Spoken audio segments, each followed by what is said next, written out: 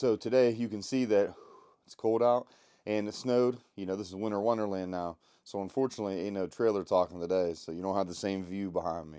But nonetheless, I'm here trying to just really, uplift, really talk about my story, use this as an outlet for me, to be honest with you. If people see it and they view it as something that helps them, I'm more than grateful that I was able to provide that for somebody. I'm super appreciative that anybody even watches this stuff. For me, statistically, getting to where I am today, I think is something that I would like to address because I don't really talk about as many stories, but I think that's something I want to get into just to kind of offload some things that has happened in my life, right? When it comes to me becoming successful like I am in my career, it has taken so many different steps.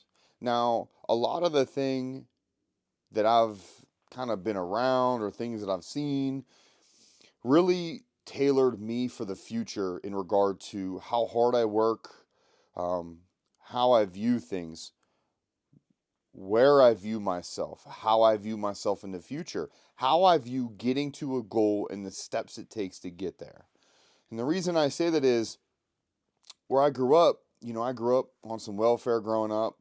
My mom had gone back to college. She is a single mother, raised me very well. Was my mom and my dad for most of my life. She did remarry, when I was a little bit older, but still, I was pretty well raised for the most part, at least in certain regards, right? Like my base understanding. And I will address it in the future about, how hard my mom worked and what that taught me in general. But what I really want to talk about is the culture in me growing up, especially through school age years up into high school and then after, really kind of kickstarted or at least put me in a direction to where I am now, right? So when I first kind of hung around people growing up, I was always around, let's say, the hood boogers, the people, the derelicts, as some people call them, right? For me, man, that was just normal culture. Getting in trouble, people dealing drugs, people kill people, man. I have friends that killed other people, killed themselves, killed spouses, whatever, man. I've seen it all. Growing up, I had friends, and I also knew acquaintances who were overdosing on drugs in seventh and eighth grade, man. I mean, we're talking young, right? As you continue to get older, you start to find your path. Sometimes you kind of blur the lines a little bit, And as I was getting older, I blurred the lines between I wanted to be a hood booger and yet I wanted to be an athlete as well. And, I used to hang out with all sorts of people. People later who have killed people are in jail. I've had friends who killed my other friends who were both my friends from two different groups, from two different situations, who ended up, one is deceased in front of his family on the street, kids, brothers, wives, right in front of everybody. The other one is in jail now for life, man. I grew up with this and these were friends, but unfortunately they make the decisions they make on both parties, right? People like that, who, let's say, a year prior were asking me about different guns, or a couple months prior, hey, can you find any guns for me? Why? I mean, sometimes some of this stuff speaks for itself, right? Out of safety, what was going on, right? A couple years prior, asking me to maybe traffic something, right? Like those were things that I was a part of, things that I were had the opportunity to make money quickly or do things for somebody, but understanding that the trajectory I was on was not to go that route, right? And it takes a lot, man. You think about it, early 20s, graduated high school, just got done with college, maybe couldn't find a job, you were down hard, didn't have nothing, had to sell everything, whatever. And all of a sudden, you have the opportunity to make some money. Hard not to, man. It is. Until you really look at yourself and you say, all right, well, all the people around me are fairly successful. Maybe 50% are doing something, the other 50% aren't. But growing up, I remember seeing people early on in middle school, fights, drugs, not really making themselves anything, barely getting through high school, right? I had already challenged high school, beat it, challenged college, beat it. Everything is a challenge to me. Everything I've ever looked at was chess from the time I was a young child, right? I used to look at things and be like, yeah, all right, I'm going to be somebody someday.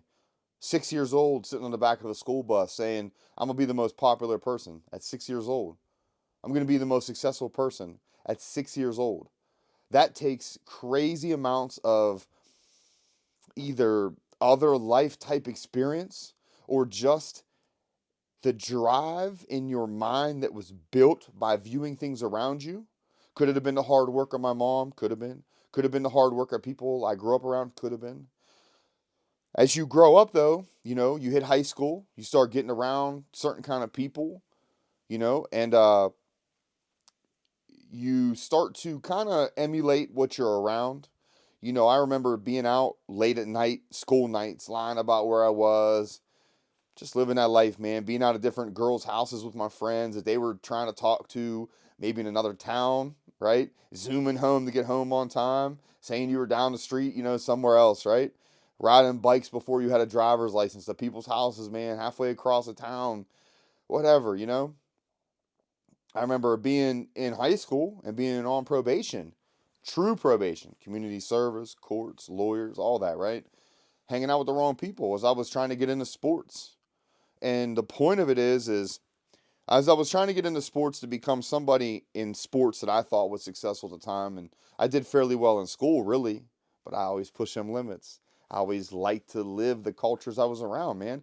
It's not that I was trying to pretend to be anybody else. It's literally just a culture I grew up in. I was so used to seeing that every day. I just thought, well, you could do both. You can be successful, finish up school, and still be a dope boy, right? Like, why can't you? You can. I mean, it's done, but in my area, man, that's a little bit farther of a reach than you probably should, right? So what I started to understand is, well, I need to take my life, really put it towards a direction, steady pressure, as hard as I can, at all times. I never gave up, man. Never gave up. All well into my 30s, and I still push the same gym mentality, steady pressure, right? Because at the base of it, that's what it was, right? I missed the gym one time to go to do something in the hood, what I shouldn't have been doing. Wasn't really wrong, but it was wrong place, wrong time, right? One time, probation. 6 months, man. Had to deal with that. 16 years old, 17 years old. That's annoying, man. But I knew that if I ever skipped anything that I was supposed to do, that might have been what at the end of the tunnel was, right? So no matter what I've ever done, I've always pushed the hardest I can at every single little goal, no matter what. Man, the goal could be so obscene, but in my mind, I'm like, no, no, no. I got to do it. I got to do this one thing, this one thing, this one step. If I don't do this one step and push through, it's never going to fruition, right? It never will because you're going to miss that step. And that kind of leads me into the next thing of I missed a step in life, in my personal life, and I missed steps here and there. Not regarding your career, right? My career, hammer down, steady pressure. Career, career, career, career. And then you hit the age of 30 some and you start to realize, man, you ain't really got a family or nothing. You maybe have long-term people in your life, long-term girlfriends, loves of your life, man, in your life, but you're not really present like you should be. Nah, man. For me, it was because I spent 30 some years of my life never really addressing a single emotion, a single behavior ever. Something gets hard, steady pressure. Something get hard, keep at it. Keep at it, keep at it, keep at it. No matter what, you just kept at it. It didn't matter what came up. Sadness, nope, ain't got time for that. Keep at it. Anger, doesn't matter. Heartbreak, doesn't matter. You could have some serious stuff, man. PTSD, traumas from when you're younger, don't matter. Got to keep going. Steady pressure, keep at it. I believe in steady pressure now in regard to living your life and not giving up because so many of my people, man, have committed suicide or done drugs or got killed. And, I have so many people around me that, including, myself, have different thoughts and things that I've seen. I would never want that to be on somebody else, right? That's why I always say about steady pressure. But steady pressure in the wrong direction will get you the wrong way. It'll get you so far off your path, so far off your journey, and you don't even realize it, right? So while you're putting steady pressure and you're never addressing a single thing like I am now, you start to bury everything and bury it and bury it and bury it. And I'm going to tell you right now, all that stuff, you basically got to think about it like this. It's a loan, right? All those emotions that you're putting away, that's a loan. Them payments going to come due. And the payments that you got to pay for things like that, payments you got to pay for every emotion you've hid for 30 some years, It all comes up that you got to make it. Sometimes the price that you got to pay to those payments, man, are things that you weren't ready for. You may not even think you have it. That's where a lot of issues come in. You think you don't have anything else anymore for that. You're better than that.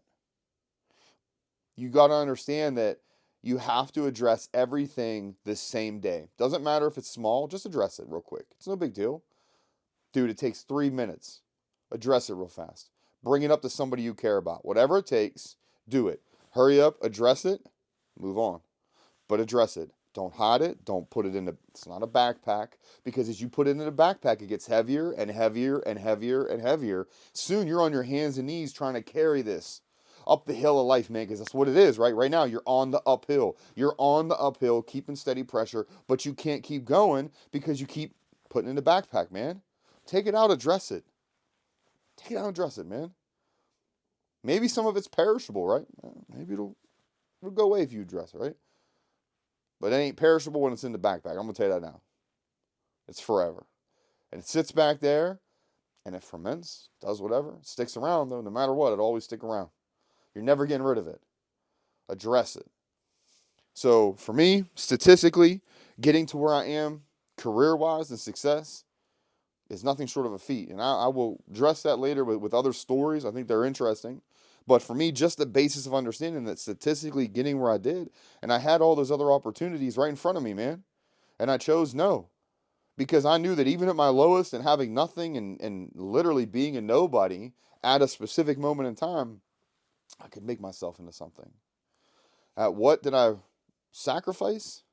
Things that I didn't need to. Somebody recently said to me, you should make yourself a priority. You should. But you shouldn't be the entire priority. Significant other, family, kids, whatever. That needs to be a priority too. Don't make it all about yourself. But don't make yourself not a priority at all. Because that 0% into you will be the reason why 100% of the problems come. So no matter what, stay up.